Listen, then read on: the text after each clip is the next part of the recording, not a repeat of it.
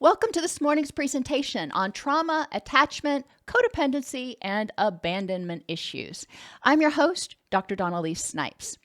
In today's presentation, we're actually going to be talking about trauma and how that can potentially impact, or the connection between trauma and personality disorders or personality disordered behavior. Or said another way, symptoms of personality disorders. So let's just kind of get into this and you'll see what I'm talking about. So in this presentation, we'll explore the connection between disrupted attachment and adverse childhood experiences.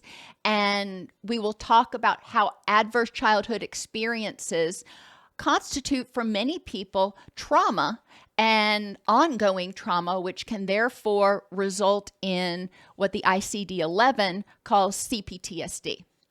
We'll discuss how the symptoms of codependency make sense from a trauma-informed perspective, and we'll talk about the connection between attachment disruption in relationships, especially primary attachment disruption, and development of codependency symptoms.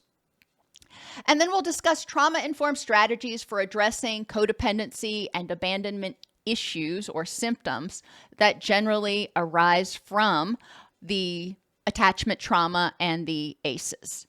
So we're going to try to keep connecting this all back to and help you understand why behaviors develop for a lot of people, especially in response to trauma.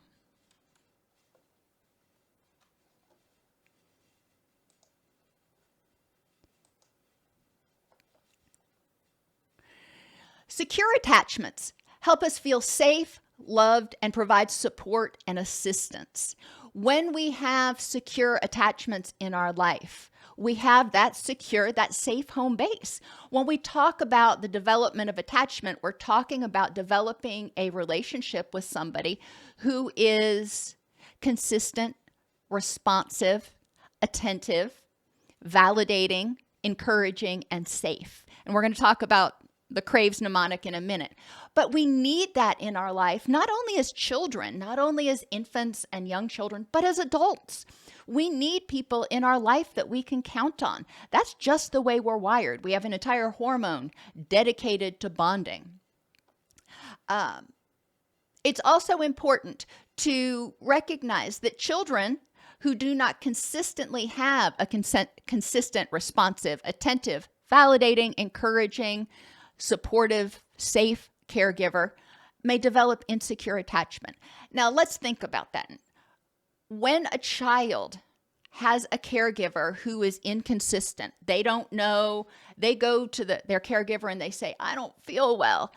One day, the caregiver says, oh, honey, I'm so sorry. Come here. Let me help you. What do you need to feel better?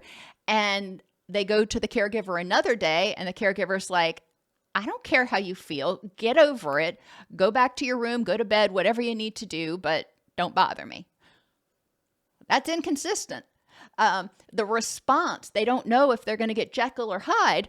So it can be very scary to go to that caregiver and elicit help, even when they need it. And remember, that primary attachment starts forming from the moment the child is born, when they're in pre-verbal stages. So a baby, for example, that cries because it's hungry, and the caregiver puts it down, or usually the other way around, it's tired or it's cold or it's in pain, and the caregiver responds to those cries inconsistently. Sometimes they just let them cry it out, and other times they're responsive. The child has no idea if somebody's going to come help them with whatever's causing them distress at the moment. The responsiveness, is another part that we want to look at, because even if the caregiver is consistent, when you cry, I come get you. But if they're not sensitive to the child's needs and they respond to every cry with a bottle, then they're not meeting the child's needs. If they're wet and you're giving the child a bottle, that's not going to solve the problem. If they're sleepy and you give the child the bottle, well, maybe they'll fall asleep, but that wasn't actually the problem. Helping people be more consistent is really important. And a lot of caregivers, especially if they're struggling with mental health issues, extreme stress, poverty, or substance abuse issues, they have difficulty being consistent and responsive. Think about when you're super stressed, super duper stressed, not just your run of the mill, it's a Monday. Are you as consistent in your responses to other people and yourself as you would be when you weren't stressed? I've been thinking about myself. When I get super stressed, I don't take as good a care of myself as I do when I'm not stressed. So I'm inconsistent. When you are super stressed, are you responsive to your needs? If you're feeling anxious, do you get support? Or do you drink a 6-pack or eat a whole pizza or whatever it is you do to soothe yourself? Are you responsive in a healthy way, in a helpful way to eliminate the distress or to cope with the distress while it lasts? Or do you just try to avoid it, numb it, something else? And how are you with other people? When you're super duper stressed, are you consistent and responsive? How are you with your clients? And this is one of the reasons that burnout is actually an ethical issue, because when we get burned out, we have difficulty being consistent and responsive and validating and encouraging to people. So just looking at our own behaviors, we recognize that when we are super stressed, when we are distressed, and I feel pretty safe saying that when children experience ACEs, it's largely because there is some form of distress in the home.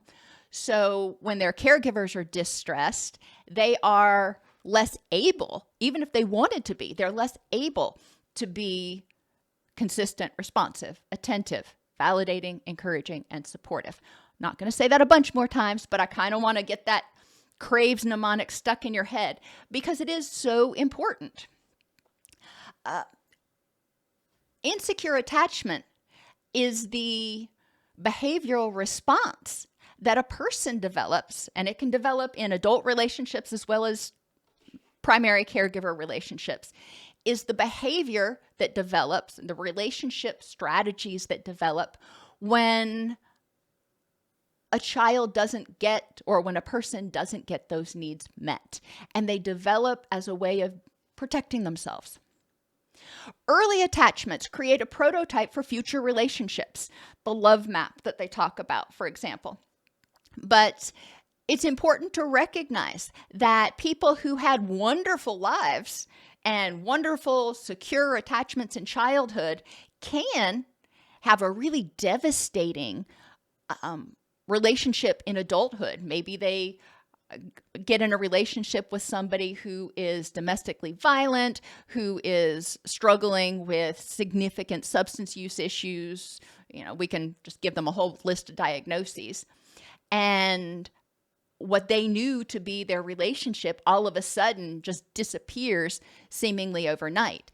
And that can be traumatic for people because they're the people that they count on in adulthood to be there for them, all of a sudden abandon them. Later experiences of rejection and abandonment can also inhibit secure adult attachment. If you're in a couple of really bad relationships, or even one, it may be harder to develop secure attachment to someone else, to trust that they're going to be meeting those needs: consistency, responsiveness, attentiveness, validating, encouraging, and safe. Insecure attachments lead to a pervasive sense of unsafeness and sometimes disempowerment. When, especially as a child, when you rely on this person to meet your needs for survival and you can't count on them, that's going to add some stress to your life.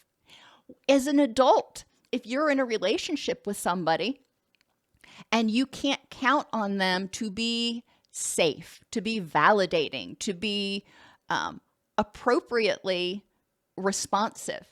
And I don't mean they're your entire world revolves around them. In adult relationships or in adulthood, we tend to have multiple people that fill these roles. But thinking about your significant other, a lot of times we rely on that person a lot. And inconsistency can be really stressful. If you don't know whether you're going to wake up next to Jekyll or Hyde, it can be extremely stressful. And that causes the stress response to kick off, which is the HPA axis. We've talked about that in other videos. And when that stress response stays on for too long, as a result of ongoing stress, ongoing threat, it starts to become dysregulated. When that happens, we start seeing a whole spectrum of symptoms because the HPA axis, your stress response system, also interacts with your gut microbiome and your HPG, your hypothalamic pituitary gonadal axis, so your sex hormones, and your HPT axis, your hypothalamic pituitary thyroid hormones. And when that system starts to become dysfunctional, we see people having issues, symptoms that develop physically, emotionally, cognitively, and then those problems bleed into interpersonal and environmental. Remember, with the stress response, we have multiple ways that it can come out. We have fight. That's when I feel angry and I'm going to, try to fight to keep this relationship, or I'm going to fight with you about how you're reacting to me, or, it's an aggressive response. You have the flight response. I'm getting the heck out of here. Now, it could be physically removing yourself, or it could be checking out. And for children, a toddler can't pack their stuff and say, later, mom, can't take it anymore. You're too all over the place. So we often see the child flee cognitively from what's going on. They flee into a fantasy world. They may flee into themselves and become very shut down.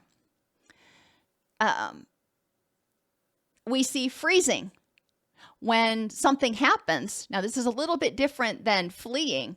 We see freezing when people experience a trauma and they literally freeze like a deer in headlights. And it's like, crap. What do I do? Do I run? Do I stay? I don't know. I'm stuck. But they're not checking out. They're still fully present. They just feel sort of paralyzed. And I've had people in therapy tell me, in this situation, it's super stressful right now, but I feel paralyzed. I feel like I don't know how I can move next. Then we have what some people call fawn or frantic, where they're just, I will do anything, whatever it is you need me to do. And we see this in insecure attachment. We see this in codependency when people, I will cover up for your behaviors. I will do whatever you need me to do. Just don't abandon me. And then Adriana proposed another alternative for F, and that's flop. After that HPA axis has been on for so long and you've fought the good fight, or you've run from it as long as you can, eventually you get exhausted. And the person gets to the point where they're clinically depressed. They're burned out. They flop. They have no energy for anything. And we need to recognize when we're looking at overt behaviors, we need to evaluate how are those overt behaviors potentially connected to the stress response? Does it represent the person's way of fighting, fleeing, freezing, fawning, or flopping? So your insecure attachment styles, if just a primer on this in case it's been a while, you have your avoidant attachment style. And a lot of times avoidant attachment behaviors are overlapping with those types of behaviors you may see in antisocial personality, in avoidant personality disorder, as well as in post-traumatic stress disorder or even autism spectrum disorders. The avoidant personality learns early on that others are not trustworthy and become distant or withdrawn. They often lack empathy, partly because they've never been shown empathy. They fear commitment and avoid conflict by either shutting down, leaving the situation, or even ending the relationship completely. Now, a person in a relationship that produces avoidant behaviors, whenever they do something incorrectly, whenever they show weakness, whenever they have a need, they are harshly criticized. It's like, suck it up, buttercup, we don't show weakness. And so the child or the person learns that, hey, these people in my life are not responsive. When I have a need, it's not safe to go to them because they're going, instead of helping, they're actually going to criticize me, make fun of me. So they learn to avoid. It's like, it's just easier to not deal with people. It's just me and my dog. Anxious. This is the person that often has been had experiences of that Jekyll-Hyde situation. We often see anxious attachment behaviors in what we label as codependency, and that's not actually a DSM-5 TR diagnosis, borderline personality, histrionic personality, and PTSD. In the anxious insecure attachment, the caregivers were often inconsistent. Some days they would be all loving, and other days not so much. And the person or the child had no idea what was going to show up or why the caregiver or the other person was responding in that way. The person with anxious attachment tends to latch on to others that are needy and have difficulty separating themselves from their partner in healthy ways. They are so terrified of abandonment. They're so terrified that if you go away, I can't survive, that they will do whatever. They will fight, they will fawn, they will do whatever it is. They often interpret conflict or arguments as a signal that their partner will leave them and begin to frantically avoid abandonment. Disorganized attachment contains characteristics of both anxious and avoidant. So you can start to see how the attachment styles in and of themselves can create a situation that might promote personality disordered sort of behavior. Adverse childhood experiences as defined by the ACEs Too High survey, as well as just trauma that somebody experiences in childhood, can cause attachment disruption. If you have death or relationship loss, and this can be through divorce, in one of the ACEs that's assessed in the ACEs Too High is divorce. Now, not all kids who go through divorce experience traumatic injury. Sometimes it's a relief that mom and dad aren't fighting anymore. So it's important to recognize that. But note, the more adverse childhood experiences that someone has, the more likely they are to have mental and physical health issues later in life. Obviously, death is an attachment disruption. Relationship loss can also be, especially for younger children, if they have a caregiver who is away for long periods of time, whether they're deployed, they're in jail, something else, and they have no contact with that person. They can't count on that person to show up for their birthdays, to make sure they've got food, to come to their school plays. If there's abuse or victimization, either of the child or of the primary caregiver of the child, then, if there's domestic violence in the house, that's traumatic. The child is not going to feel safe. The child is going to wonder, who's going to protect me? And if the violence is directed at their primary caregiver, at their primary relationship, then the child's going to start freaking out and saying, well, if you hurt my caregiver, I am not going to be able to live. Who's going to feed me? Who's going to take me to school? Who's going to do this? So the child, even if they're not thinking that, a 2-year-old can't put that into words, but we know a 2-year-old reacts when their primary caregiver is in danger. And then neglect. This is the basic needs are not met. And in the ACEs Too High study, they talked about mental health or substance abuse issues in the household. And I want you to think about that for a minute. If it's either in the caregiver themselves or in the household, how does that impact the environment for the child as they're growing up? When you have someone, and I should say uncontrolled mental health or substance abuse issues, if it's controlled, the person is virtually asymptomatic, and so it shouldn't have a super negative impact. But when the mental health or substance abuse issues in the household are uncontrolled, if little Johnny's 4 years old and he has an older brother who's 16 who is hooked on drugs and skipping school and, truant, whatever else, how does that impact the family unit, the nuclear family? It causes chaos. It causes chaos, and it causes the caregiver's attention a lot of times to be focused on the 16-year-old. What do we need to do to keep him out of jail, to keep him alive, blah, blah. And the 4-year-old is standing over here going, anybody going to pay attention to me? The caregivers are probably stressed. The caregivers may be bickering among one another about, well, if you would have done this, then we wouldn't have this problem. And we know how this goes in families where there is a troubled youth.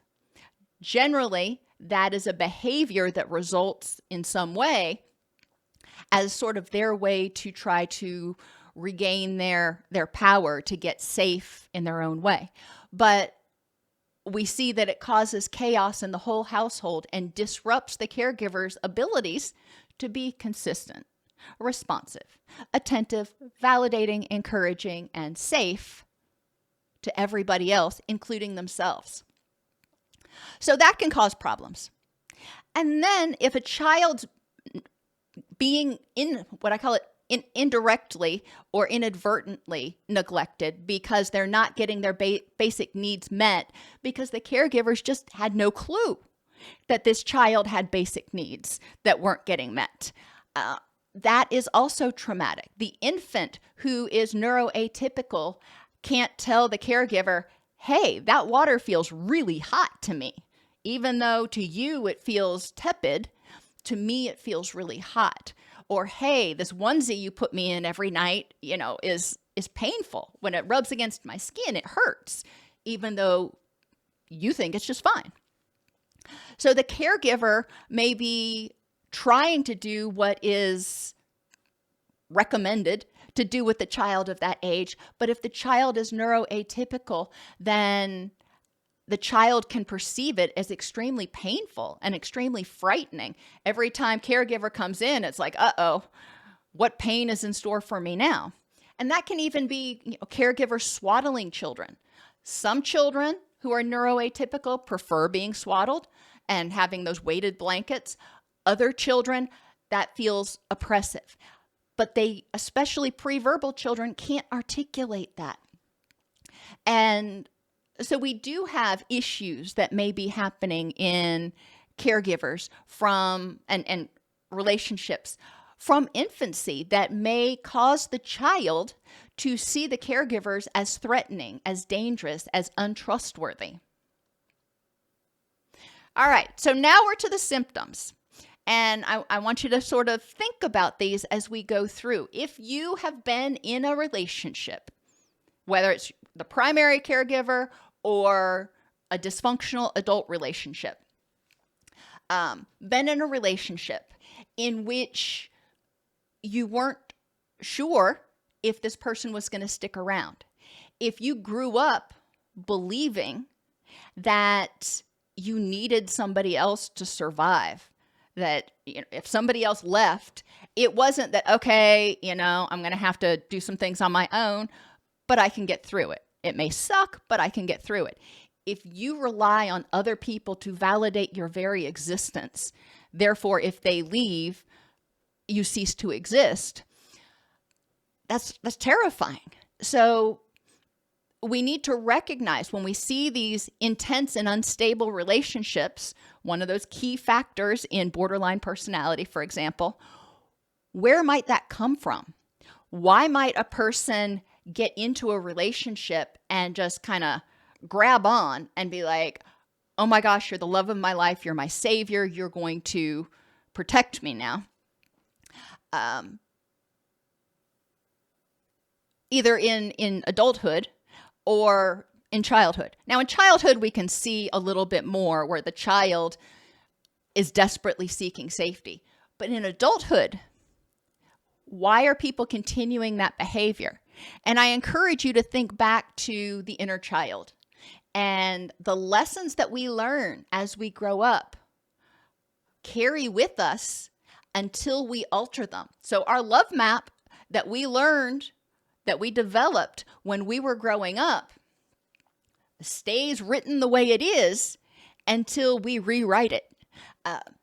And if somebody grew up in a household where their needs weren't getting met, or worse yet, they were experiencing violence or abuse, then yeah, wow, it's going to be really hard to trust people because nobody in your life has ever been trustworthy. And they may be seeking that one person that they've never had, that one person that's going to be their savior, which can lead to a lot of instability. When you grow up in that environment in which your caregivers were untrustworthy, then, or you've been in a relationship in which the other person in the relationship was untrustworthy and it was an insecure attachment, then you start becoming hypervigilant to cues, their behaviors, the things they say, the way they say things, all of those dog whistles, as they call them now, that indicate that this person might be getting ready to abandon you, that might be unhappy with you. And in their mind, in this person's mind, if they're unhappy with me, it means they will abandon me. So in therapy, we need to start examining what need are you filling by jumping from relationship to relationship and just, meeting somebody and 2 weeks later moving in with them. What need are you fulfilling? And this intense emotional connection where you fall head over heels in love in a week, and then the relationship ends and you're, clinically depressed and, devastated from it. And this happens repeatedly. Number one, how does that mimic the environment that you grew up in? How does that mimic your relationship with your primary caregivers, where one day they were there and they were on and attentive, and you just so desperately wanted to keep that going, you did whatever you could to try to keep that going. But eventually, you would get the other one. I can never remember which one was the good one, Jekyll or Hyde, but you would get the other one. And you were still doing all the right stuff, but all of a sudden, Jekyll showed up. We'll assume Jekyll's the bad one. And you don't know why. So you start becoming hypervigilant to signs that Jekyll may be getting ready to emerge. And children are very sensitive to this. Children can pick this up. This is not something you have to be 20 to pick up on. Fear of emotional intimacy. Now, this one may be more characteristic of the more avoidant type attachment styles. They don't want to get involved in an emotionally connected relationship because it's too dangerous. They may have this pie in the sky dream of what the ideal person's going to be like, but they never get too attached. They're always ready to cut bait whenever, because that's the way it was in their life growing up. That's what they needed to do in order to feel safe in their skin, in their environments in the past. They needed to be ready to look to somebody else at any given moment. And picking unavailable partners is another potential symptom of a fear of emotional intimacy. If you pick somebody you want to be in a relationship with, but you know that they are married, you know that they're in jail, in what way does that allow you to feel like you've got a connection, but keep it on a very shallow emotional level? Needing constant reassurance. Now, again, think, if you're growing up in this environment, and I will remind you that for personality disorders, the behaviors have to start showing up at the latest in adolescence or early or late adolescence. So these behaviors are showing up early on in this person's life, which means whatever caused those behaviors to develop generally had to happen before that.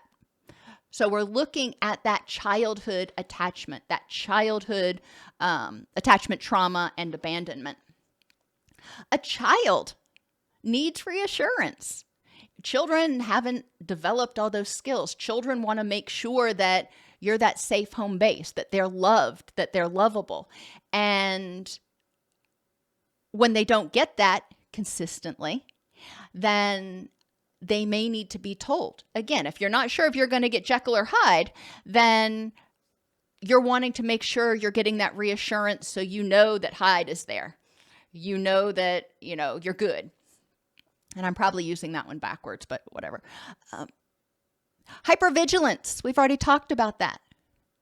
If you've been in environments, whether you were criticized for showing weakness or emotion or imperfection, or whether you were inconsistently consoled when you showed weakness or needs, then you tend to be hypervigilant to what you assume people's reactions are going to be. So we start seeing in children that grow up in households where there are adverse childhood experiences, where there's mental health issues, uncontrolled mental health or substance abuse issues, they start turning on that hypervigilance sonar in order to stay safe. They start learning these actions or the way people say things or whatever that may indicate that, hey, it's getting ready to get ugly. So they can run to a storm shelter,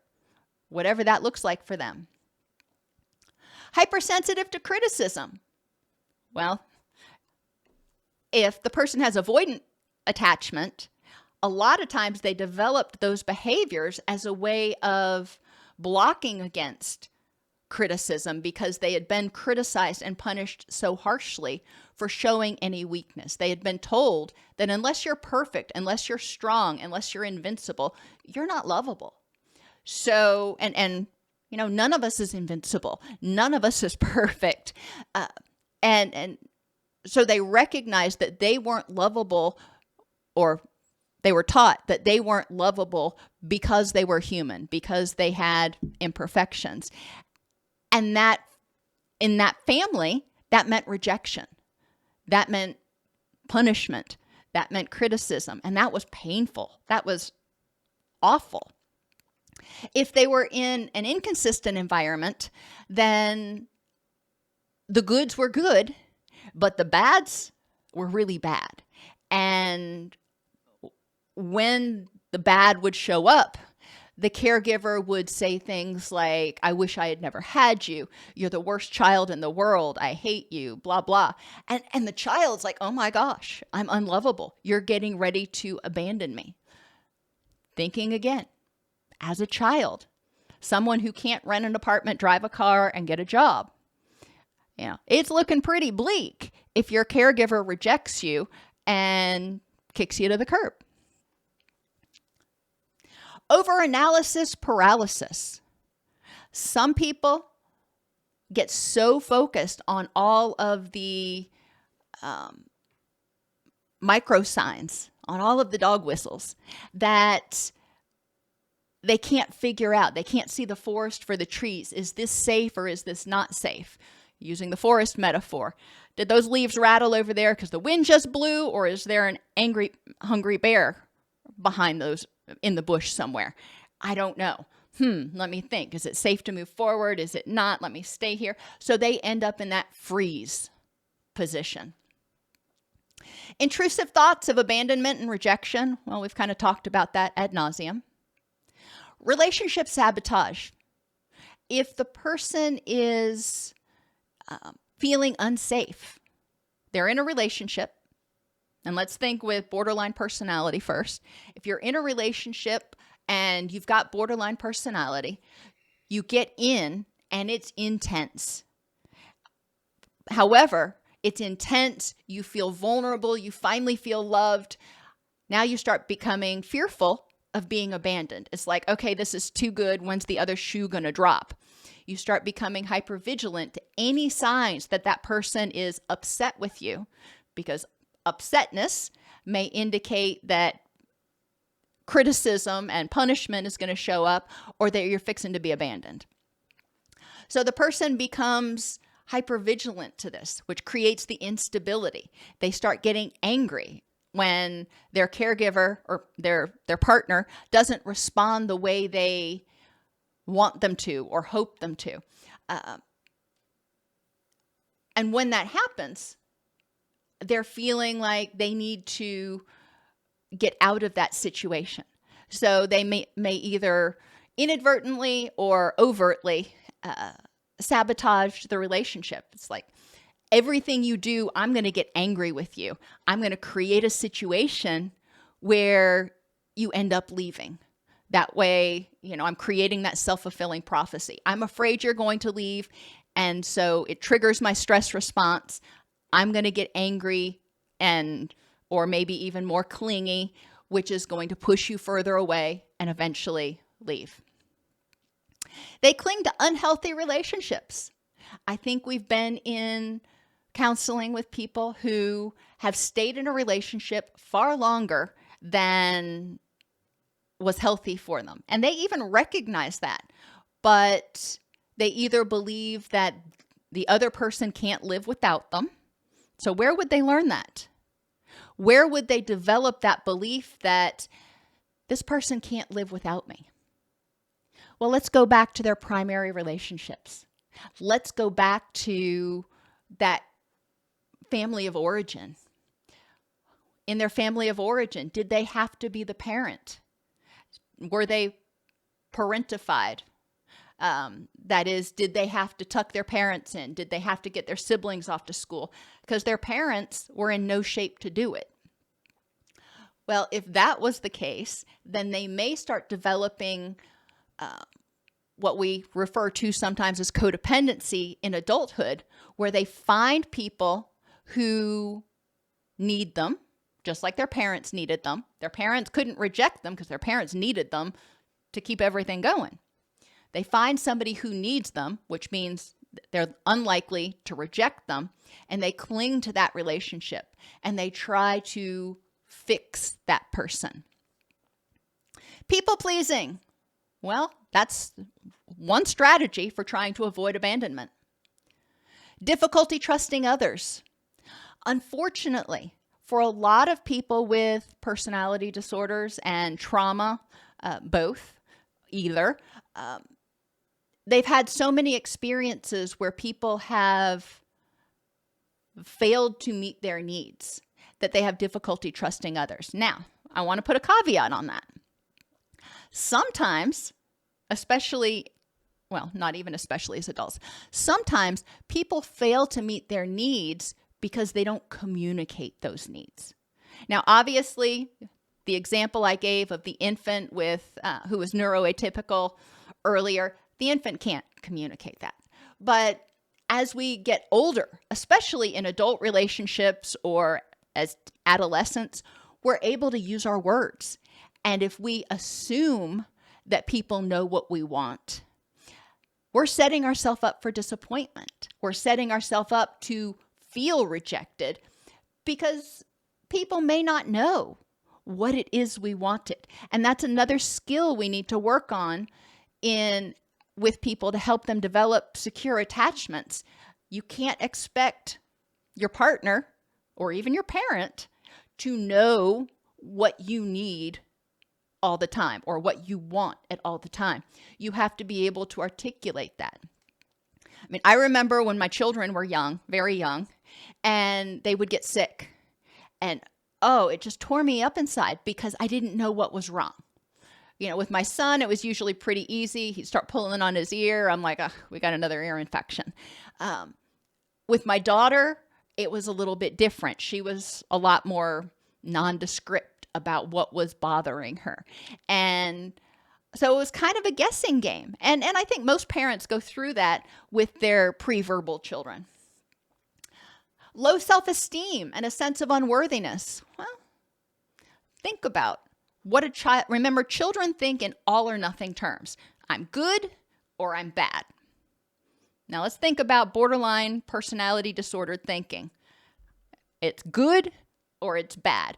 It's still that dichotomous thinking that was developed in childhood. They categorize the world as safe or unsafe. Now, why didn't they move forward to start being able to see the different permutations? There's some argument, there's a lot of argument actually, that when children are experiencing ongoing stress and trauma, when people who develop cPTSD stay in this fight or flight mode most of the time. And when you're in fight or flight, you're not in that place where you can use your wise mind. You're in your emotional mind trying to survive. And that's what they did their entire life till now, maybe, is tried to survive. So they didn't have the luxury of making mistakes. They didn't have the luxury of evaluating situations. They didn't have the luxury of someone sitting down with them and going, all right, well, let's take a look at what's going on here and evaluate, Sally was mean to you at school today. So is Sally just the worst person ever now? Let's evaluate why that might have happened. Why might Sally have been mean to you at school today? Let's look at some different options besides Sally hates you now. Just because she was, unpleasant today, maybe she was having a bad day. And that's what happens in secure attachment.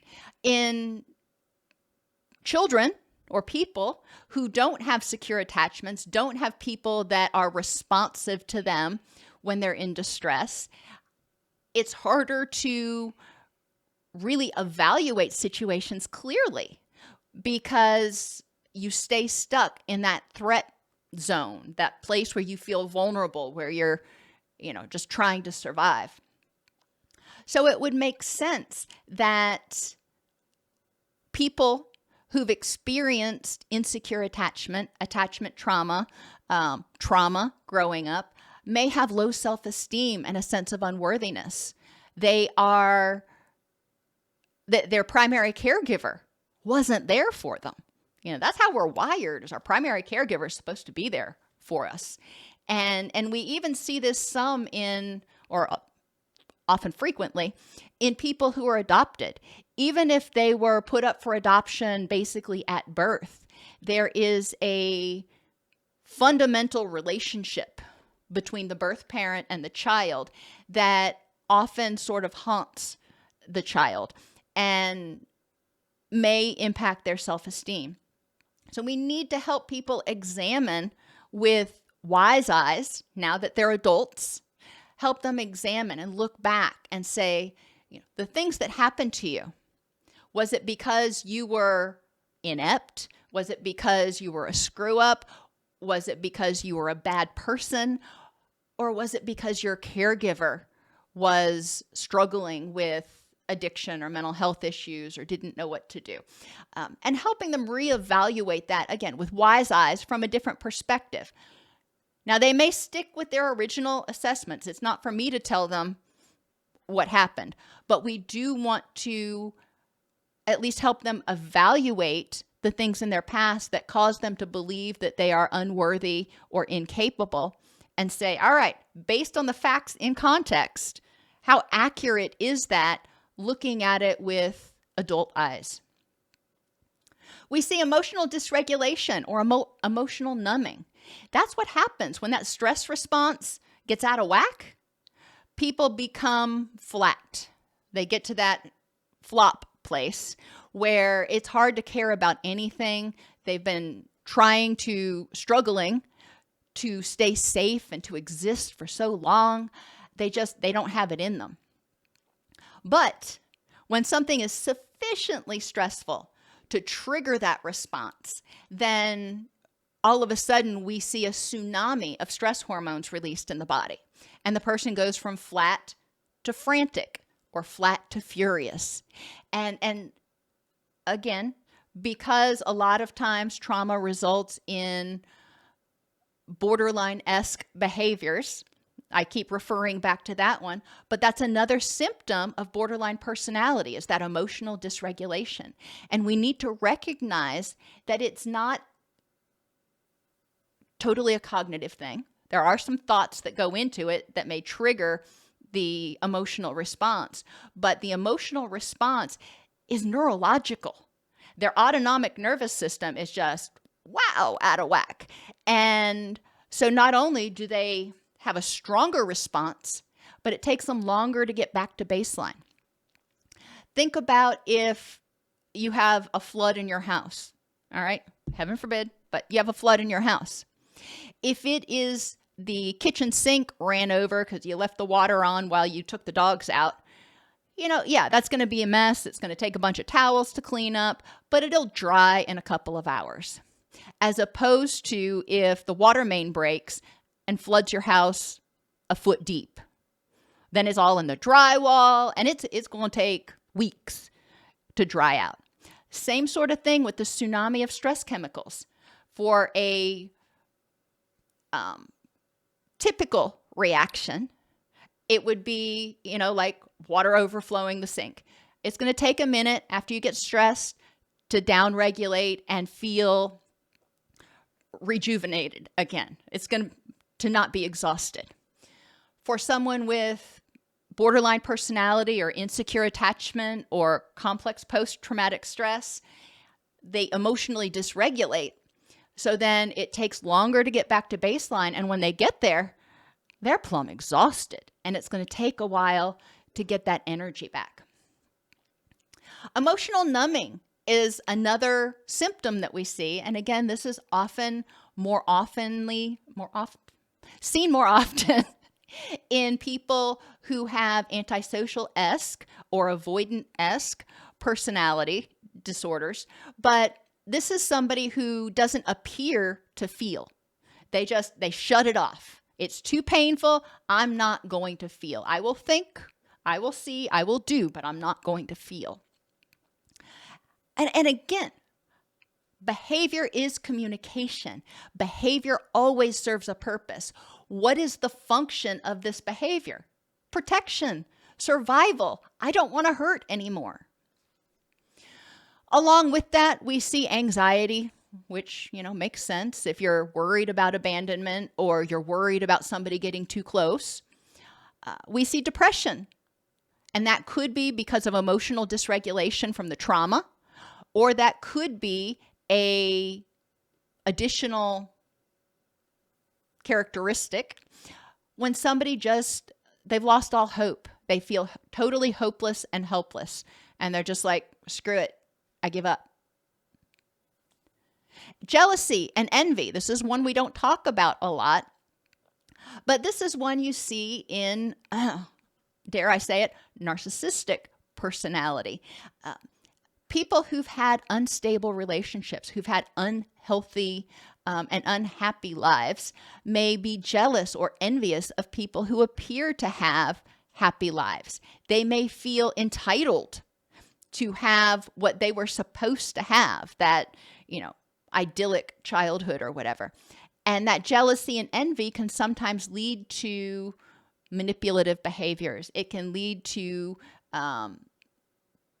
violating other people's boundaries. It's like, you don't need all that stuff. I deserve it. I'm jealous of you because you have that. So I'm taking it from you because I want it. And yes, that's not a healthy behavior. But again, we want to think back. If it developed as a young child, that's how children think.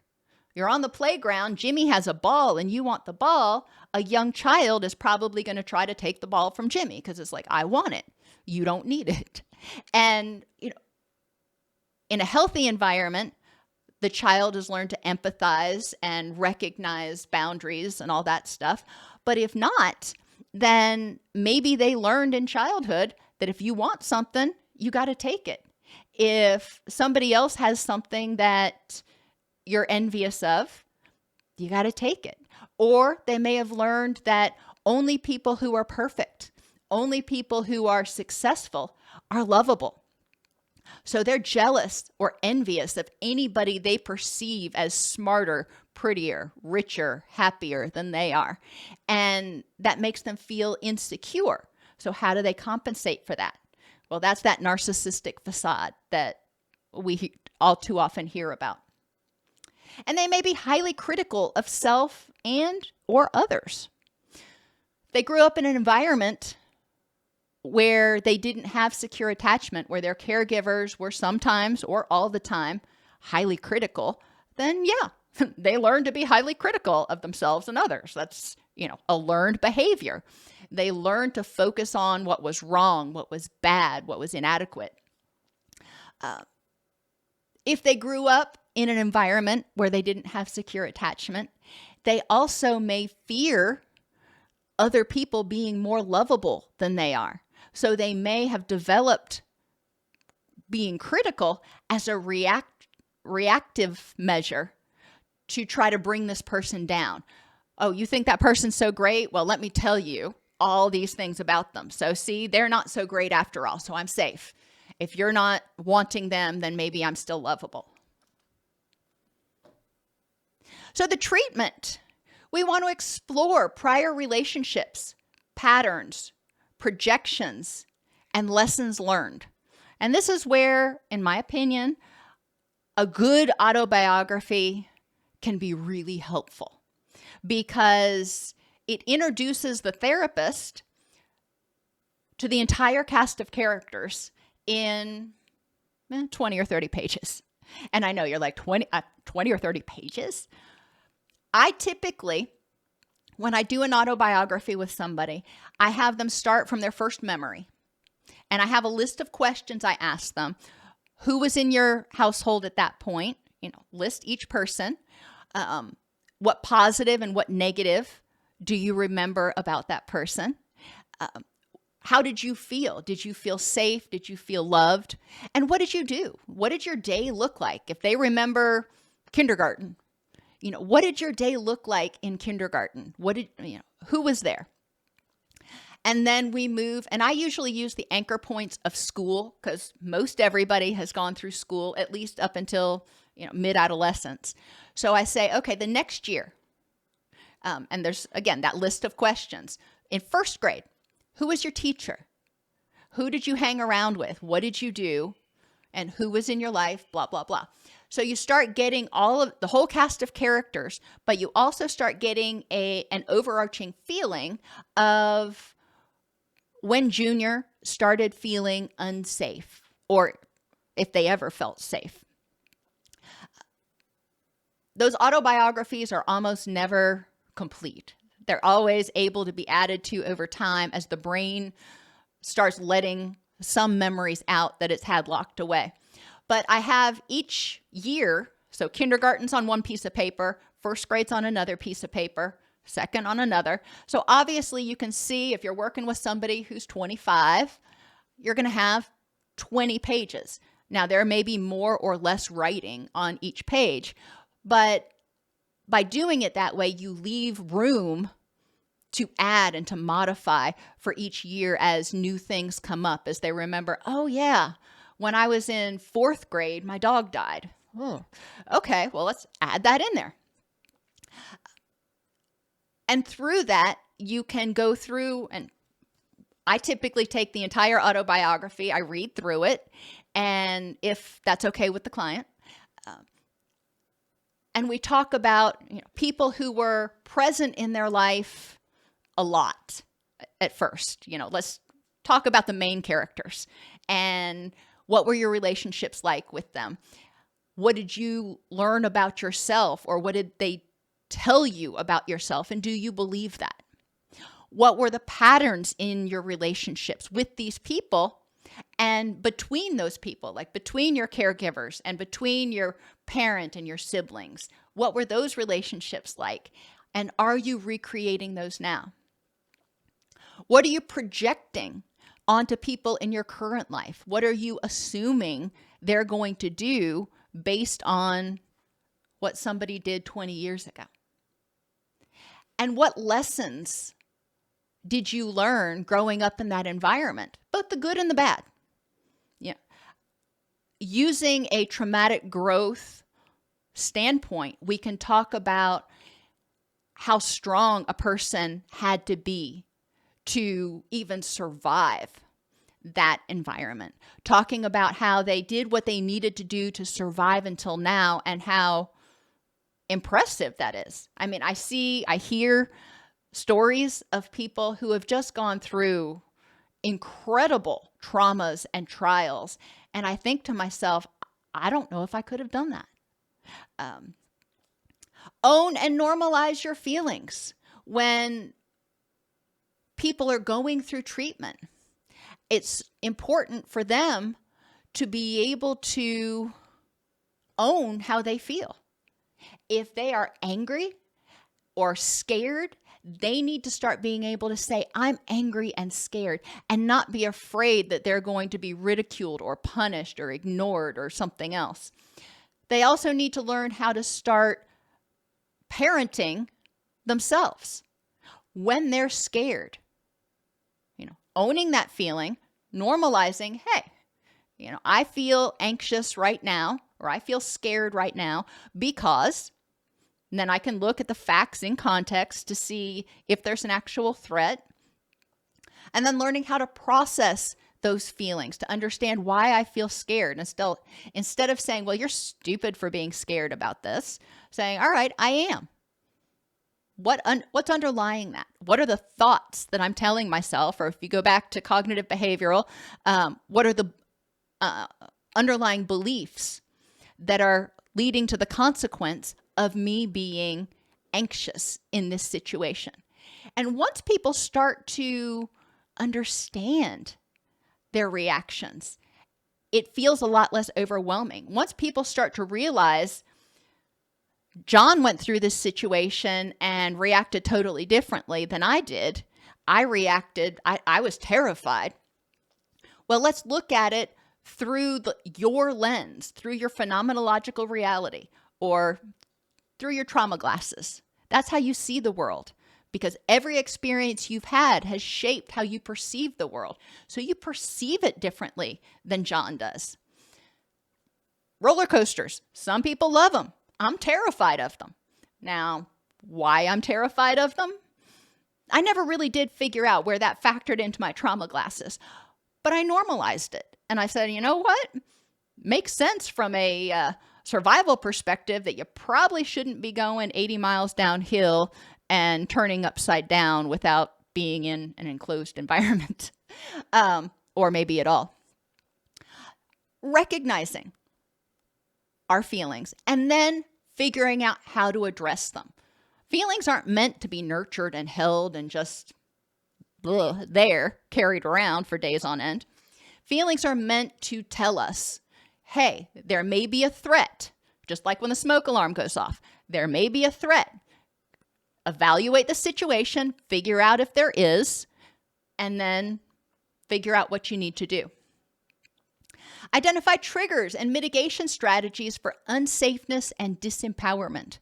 And that means going back over the autobiography, but also just in the present tense, looking back over today, looking back over yesterday. what things are going on in your life, in your relationships, at work, financially, that are causing you to feel unsafe or powerless, and what can you do about those? Sometimes you just have to sit with the distress. If you are waiting on results to come back from your blood work at the doctor, there is nothing that's going to make that come any faster. So how do you mitigate that distress in the meantime? What can you do in order to feel less disempowered? Mindful awareness. Focus on this context and this person at this time. You can beta test. You can breathe. That's the first thing. Just slow your breathing. And you can do that. A lot of people don't like doing square breathing, where they breathe in for 4, hold for 4, exhale for 4, hold for 4, and do it again. That feels too clinical or weird for them. So you can also slow your breathing by singing really loudly. You breathe in and you project, or chewing gum and blowing bubbles. You breathe in, you blow the bubble. Or for kids, you can get little bottles, like in the wedding aisle. They have those little tiny bottles of bubble stuff, and you can let them blow bubbles, because again, they take a big breath in and then they try to blow as many bubbles as they can, or they try to blow really slowly and get that one big bubble. Seek support or urge surf. It's important to help people recognize that urges are only thoughts. I have to have a cigarette. I have to have a drink. I have to engage in unhealthy behavior in some way. That's an urge. Your body or your brain is telling you, I have this urge to do something that has made the pain stop in the past. Okay. You don't have to act. And Hayes, in Acceptance and Commitment Therapy, talks about unhooking. Instead of saying, I have to, saying, I'm having the thought that I have to.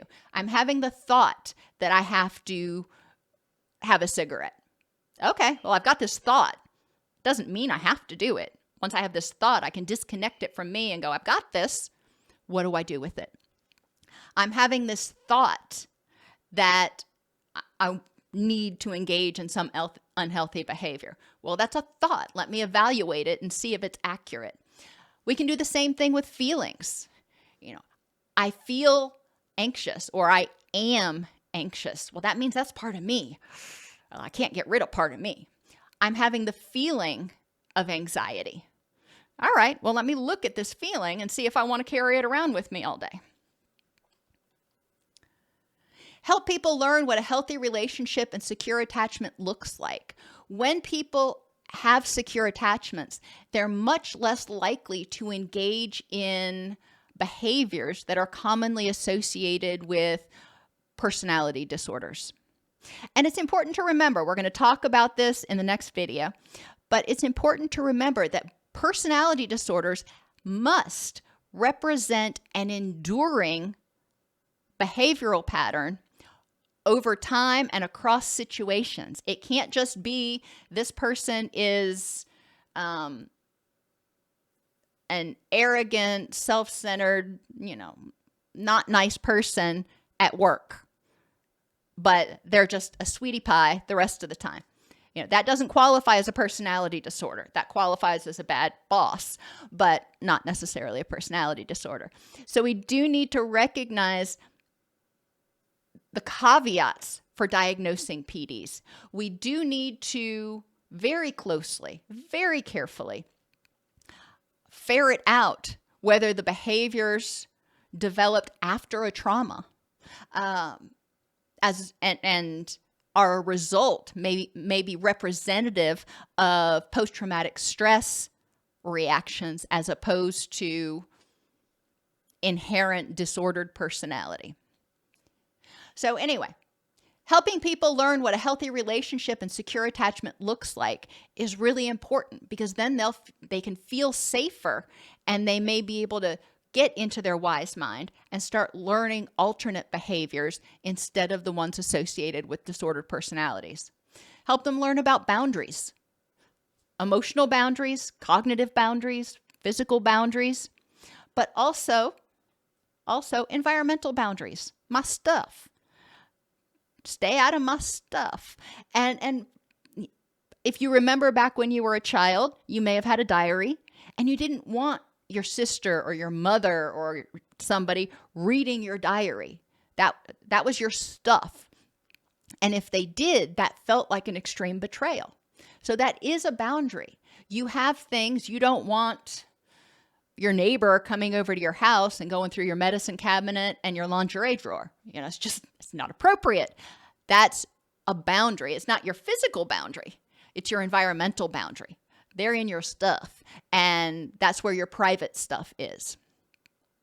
We want to make sure they understand what consistency looks like, what responsiveness looks like, as opposed to enabling. And responsiveness is being there to support people, allowing them to do what they can, not doing things for them that they can do for themselves, but allowing them to do the things that they can, but supporting them along the way, being responsive, being that listening ear. Attentive is spending quality time with somebody proactively, not just I'm going to respond when you've got an emergency, but hey, I want to spend time with you. I enjoy spending time with you. Let's go out to lunch. Validation. Encouraging them to validate themselves. I feel how I feel. I think how I think. I can evaluate whether I think that I'm accurate or not, but validating in the moment, this is how I feel. Encouragement. Encouraging somebody to take that next step, to go out of the safety zone, can be huge in helping them achieve their goals, because anytime we achieve a goal, it's a little bit outside of our comfort zone, and that can help people move forward if they feel like, hey, there's a safe home base I can come back to if I fail. And if I fail at what I'm getting ready to do, that means I'm failing at a behavior or at a task. I'm not a failure as a human being. And then that safe home base. And finally, assertive communication, helping people learn how to use I statements, how to avoid the blame game, how to communicate their needs so people aren't having to guess, well, what is it that you need? Stop expecting mind reading and stop doing it. We need to help them develop a sense of self-esteem that, hey, I'm okay, I'm acceptable, and self-efficacy. I can do things that I need to do and a lot of things that I want to do. I'm not going to succeed at everything, but I can achieve goals. We want to help them develop a secure attachment with themselves.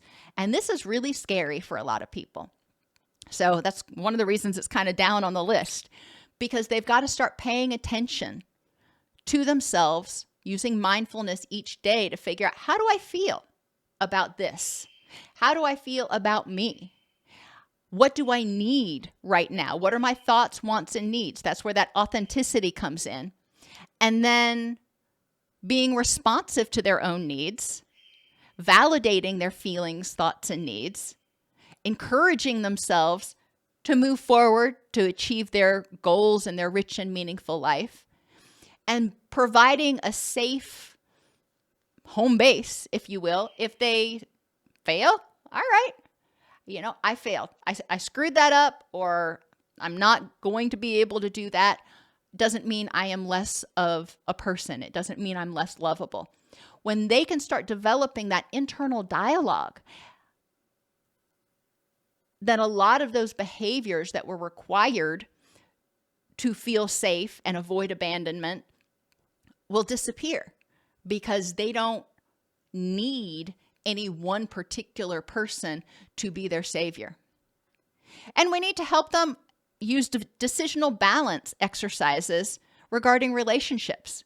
So you have them put the relationship up here, and then you have them list the good, benefits and the drawbacks to staying in the relationship, and the benefits and the drawbacks to leaving the relationship, and help them make a very objective evaluation of what's going on.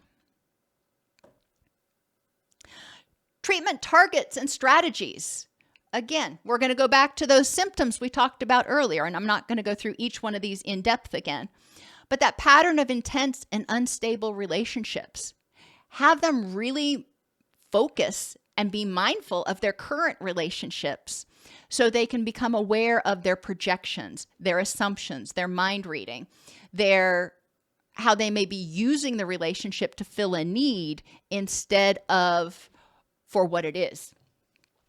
And evaluate what's going on in their relationships that may be causing instability or causing them to perceive instability.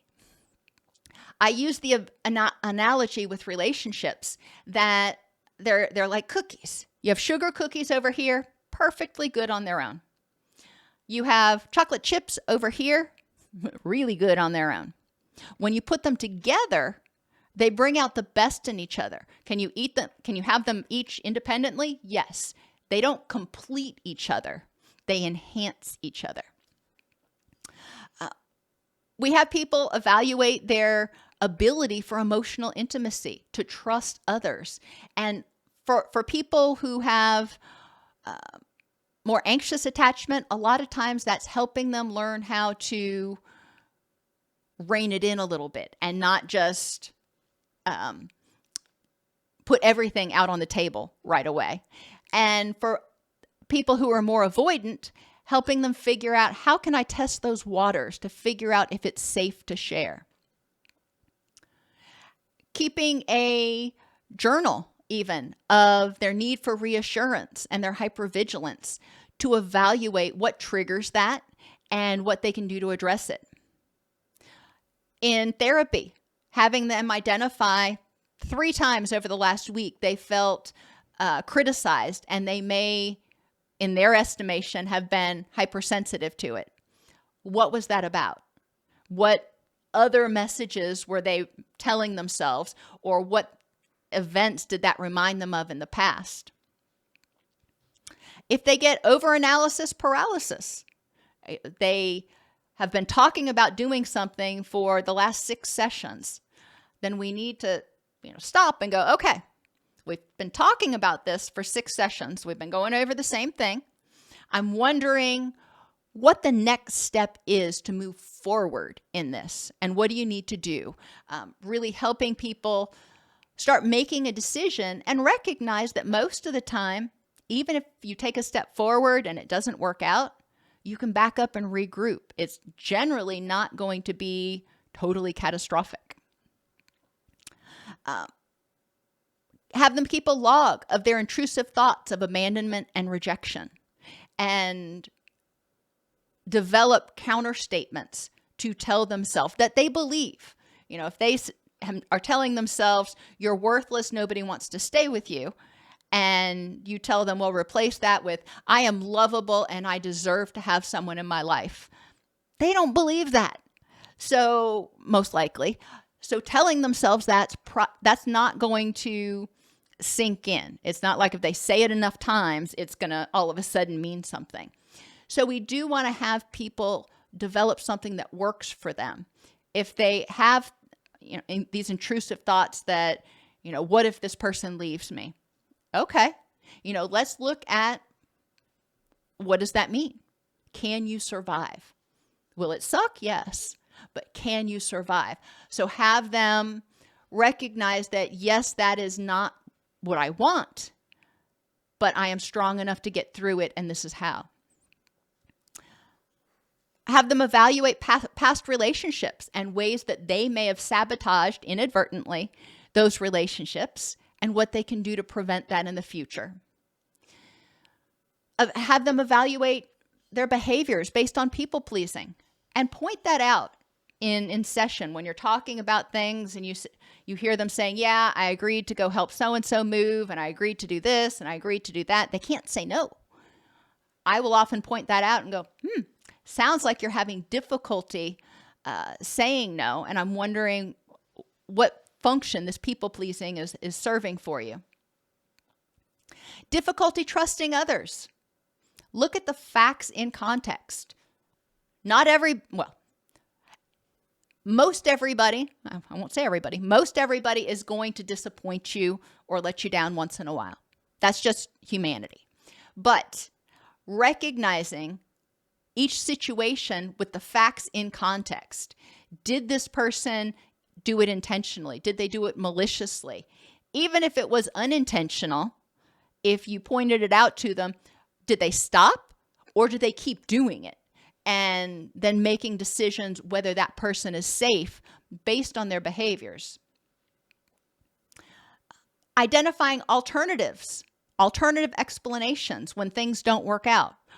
Why else might this have happened besides you're a loser, which is what they're saying. I would never say that to them. What other things contributed to this failure? Again, we talked about low self-esteem, emotional dysregulation. Healing the HPA axis, healing that autonomic nervous system is essential for emotional regulation. It will be important for people to start getting adequate quality sleep, eating a relatively healthy diet, removing any physical stresses they can, as well as removing as many environmental, psychological, interpersonal stressors that they can. Now, they probably can't go sit on a beach in Tahiti for 3 months, so we know there's going to be some stress, but helping them recognize the impact that stress has on preventing them from healing. It's like picking the scab off. Every time it starts to form a scab, you pick it off. Well, it's going to take longer for the cut to heal. So we need to not pick our scabs. Early attachments create a prototype for future relationships. Later experiences of rejection and abandonment can also inhibit secure adult attachment. Insecure attachments lead to a pervasive sense of unsafeness and sometimes disempowerment, which causes disruption of the HPA axis, the stress response, and leads to a spectrum of symptoms. Sleep disruption, increased inflammation, increased sickness, increased irritability, difficulty concentrating, brain fog, intrusive thoughts, the list goes on. When early attachments are insecure, the person in treatment, or eventually, will need to re-examine their expectations or their assumptions about people and develop a new relationship model. So let me turn this back on.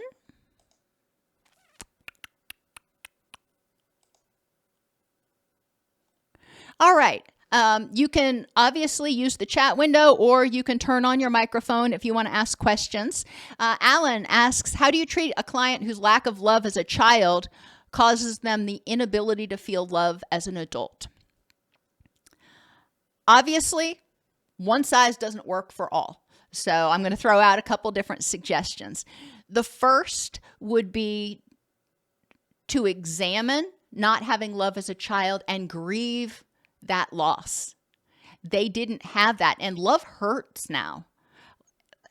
Loving someone or feeling love from someone hurts because it may remind them of all of the years they so desperately wanted love and didn't have it.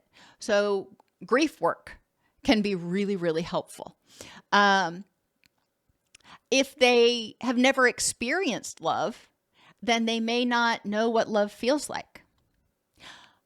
You can have them go through the love languages, whether it's touch, acts of service, gifts, quality time, and physical touch, acts of service, qualities. What's the fifth one? I can't remember right now. You can have them go through that and identify what their love language is, and then start noticing when people communicate that way to them. So maybe they start identifying, oh, that's what love is. That's what it feels like to actually feel love. They may not know what they're expecting. They may be expecting fireworks and rainbows, and they ain't getting it. And they're like, well, I don't know how, I don't feel any love. I don't feel anything. We also need to recognize that when the HPA axis is dysregulated, people are often apathetic, flat, anhedonic. They can't feel. The emotion center of the brain says, we don't have energy for those feelings things right now. We're just flat. And if necessary, we'll get furious or frantic, but we don't have energy for those happy emotions at the moment.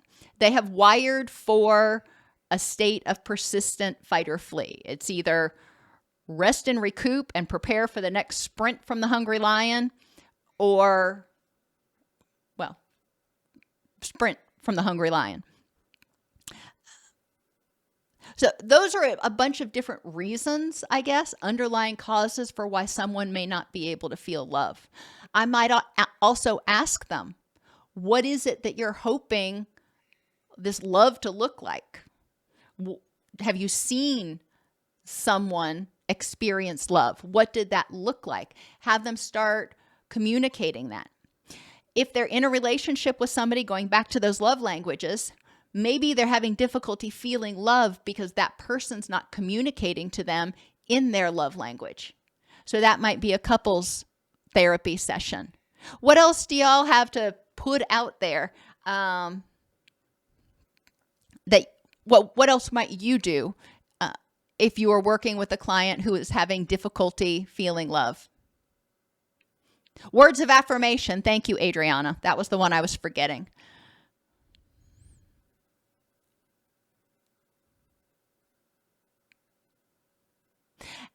If the child grew up or the person grew up in a very critical household, then they may have craved words of affirmation and never gotten it. They may fear words of affirmation now. They want to love, they want to be loved, but again, just like the feeling of love, the actions, the love languages themselves may almost cut to the core. Help them explore how they love themselves, or if they don't love themselves, is there anything that they do love? Maybe, and I don't say this in jest, maybe it's their dog. Some people are very, they would walk over hot coals for their animal. They would skip a meal so their animal could eat. They show love to that animal that way. Partly because animals give unconditional positive regard, but that's a whole different video. Or to their child. If they are able to love their child, how do they do that? And how can they do that for themselves? How can they do those same behaviors, like making sure to be responsive to their needs, that they're getting fed, that they're getting bathed, that they're feeling safe? Michelle says, when dealing with attachment issues, and welcome, Michelle. Good morning. What does treatment look like for someone who has disorganized attachment? What type of self-work can the client do between treatment sessions? With any type of attachment issues, I encourage journaling. And it doesn't have to be really long. It can be little bullet points, whatever. But I encourage journaling so they can start identifying patterns. In disorganized attachment, sometimes they're going to feel avoidant and sometimes they're going to feel anxious. So what's the difference? Is it a difference in them? For example, if they're feeling exhausted and overwhelmed, they just can't deal with other people. They'd rather be alone. And then other times they really crave a relationship. Or is it with certain types of people? They are avoidant of authority figures or avoidant of people who might want to show them love because they're afraid of abandonment, but they are anxiously attached at work and they will do whatever they need to do in order to keep their job. I don't know. But identifying, because that behavior is communication. When you start avoiding something, you're protecting yourself. What are you protecting yourself from? When you start clinging You're still protecting yourself, but in a different way. So how is that thing that you're trying to cling to, that you're becoming anxious that you're going to lose, what function is that person, event, whatever, serving in your life?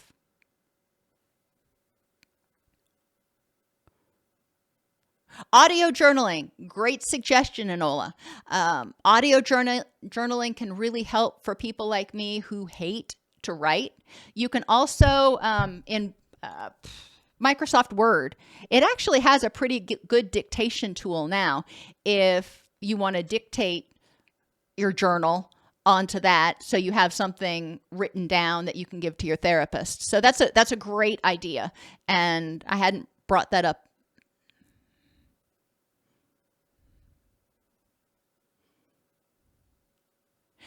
They said, and I never did any research on the actual veracity of this claim, but they said that Sigmund Freud used to talk to himself all the time. He would basically psychoanalyze himself using that free association.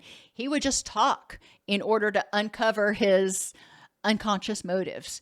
And for some people, that really works. They can sort of talk it out if they don't have somebody they can bounce it off of. Recording into your mobile device can also be helpful if you're having a thought right now that you want to get back to, or if you're having a thought, you record it, and then you play it back and you hear it. And when you hear it out loud, you're like, yeah, I'm not thinking that's accurate. So that's a really interesting way to use the recorder. So that's cool.